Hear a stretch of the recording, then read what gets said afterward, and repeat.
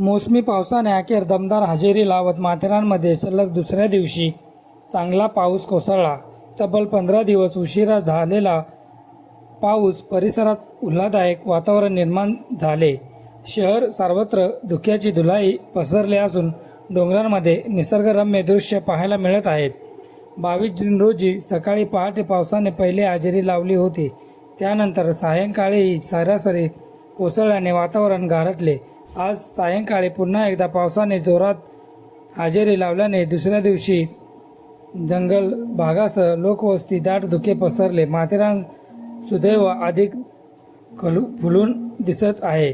पहिल्या पावसाचा आनंद लुटण्यासाठी पर्यटकांनी माथेरानमध्ये मोठ्या प्रमाणात गर्दी केल्याने हेच पर्यटक माथेरानच्या धुक्यामध्ये हरवलेले व डोंगर, हिरवाई नटलेले रस्ते हे सर्व गोष्टी वातावरण या पर्यटकांना वेगळाच अनुभव मिळत होता.